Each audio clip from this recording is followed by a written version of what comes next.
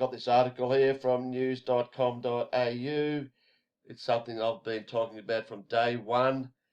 We all should know about this, and it's quite bleeding obvious. And it's about time the media started talking about it. Doubts raised over accuracy of Victoria's coronavirus death toll. Whether people die from coronavirus or with it has been a hot topic throughout the pandemic. Hot topic, I think, come on. But one leaked letter could provide a clue. So here we go. What's this letter about?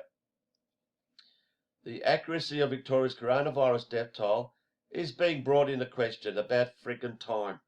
Following allegations, government officials attributed deaths to BS-19 even when doctors were unable to verify a cause. Glenferrie Private Hospital Chief Executive Julia Morgan made the claim in an internal BS-19 staff update seen by NCA Newswire. The correspondence was sent out on August the 7th, shortly after the hospital, owned by Ramsay Healthcare, received the transfer of ill elderly residents from St. Basil's Home for the Aged. As you are aware, 9 aged care patients were admitted to Glenferrie on 27 July. Sadly, 4 of these patients have since passed away. That usually happens in aged care homes. We are unable to verify the exact cause of their death, but the state has officially attributed the deaths to BS-19, Miss Morgan wrote. Like I said, I've been saying this from day one. This idiot Andrews gets out every day and all he does is read out deaths from people in aged care homes.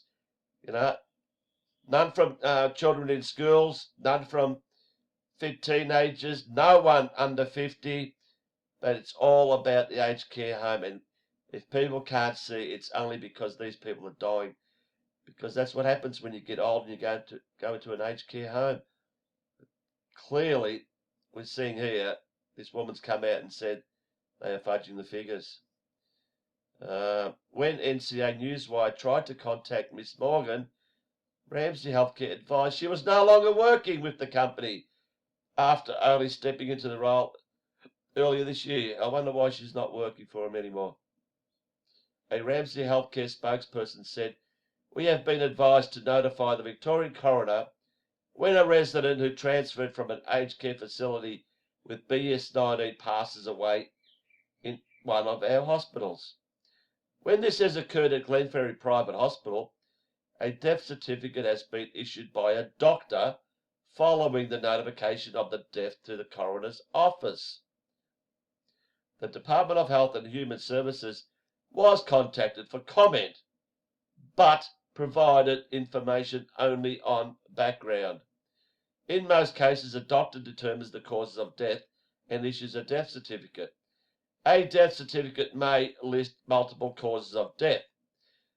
DHHS is then notified of deaths due to coronavirus, normally by a member of the team responsible for the person's treatment. All deaths in Victoria with a positive coronavirus diagnosis are included in the state's toll unless there is a clear alternative cause of death. The report is consistent with Communicable Diseases Network Australia guidelines, which apply across all states and territories to ensure figures are comparable. Bullshit, bullshit. You know, all deaths are positive unless there is a clear, they're all clear, nothing to do with coronavirus. Heart attack, cancer, you name it. They'll still put COVID-19 on it. But here we go, this is busting here. But Melbourne GPs say the reporting is not accurate. This is the real problem. The only way of determining the cause of death is with a post-mortem, Dr. Jeff Wells said. But the deceased are either cremated or buried straight away. Yeah, that's right, hide the facts straight away. Who is this guy anyway? Sorry, did I skip something? I don't know. I must have skipped it. Go back. Jeff Wells, whoever you are. if someone got coronavirus and suddenly became unwell very quickly, then it's likely they died from the virus. But if they had bad underlying health conditions, which 99.999% of the aged care do, and died with the virus, the cause of death remains uncertain.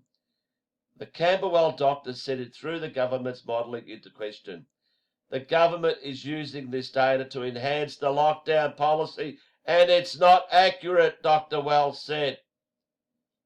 But here, well, that's close to home. I might pay this guy a visit. Sunshine North. That's within 5 kilometres of me. Wow, what's this guy got to say? Sunshine North GP Dr. Mark Hobart said he had only signed off on one death in the past 6 weeks while treating about 40 BS-19 positive patients at a nursing home in Melbourne's west. Could it be the one in my suburb? Could it be Estia? Could be. But he said the patient had died from a blood clot in their leg and not from coronavirus, despite being positive at the time of death. There it is. Died from a blood clot in their leg. What, did coronavirus cause that blood clot, did it? No, it fucking didn't. The Victorian government is basing its coronavirus strategy on deaths and cases numbers. From my experience in the nursing home, those dying with coronavirus would greatly exceed those dying from coronavirus. Greatly exceed, it's a little bit more than that, like 40 to 1. There have been 802 deaths in Victoria since the start of the scandemic, with a large portion of those fatalities connected to aged care. Really, just about all of them. This clown reads out the same shit every day. 15 deaths, all from the aged care homes. 70s, 80s, 90s, hundreds. People in their hundreds are dying. Yeah, from COVID-19. All of a sudden, people in their hundreds, they've gone through life like you cannot believe. But it's COVID that's ended up killing them in their hundreds. Yeah, right. Yeah, fucking bullshit. When questioned this week about whether people in aged care were dying with the virus or from it, Andrews said, "I'm not the coroner. I've not sought to make that judgment at any point."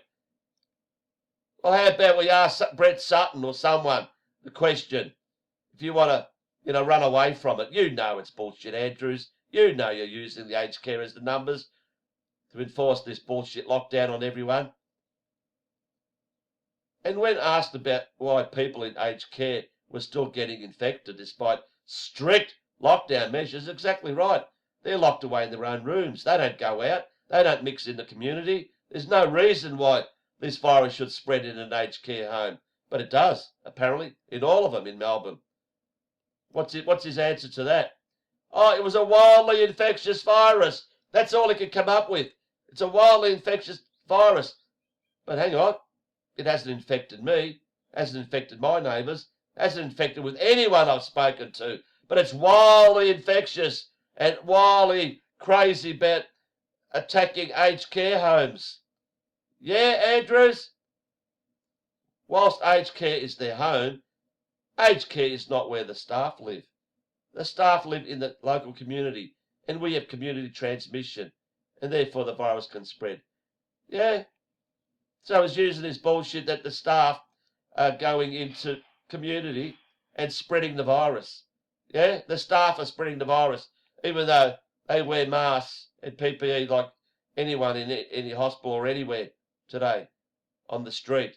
Everywhere we go, everyone's wearing masks. Oh, but it's the aged care staff that are going back into the community and spreading this virus because they're catching it from the old aged people who are sitting in their own beds where the virus sneaks in every aged care home in Melbourne.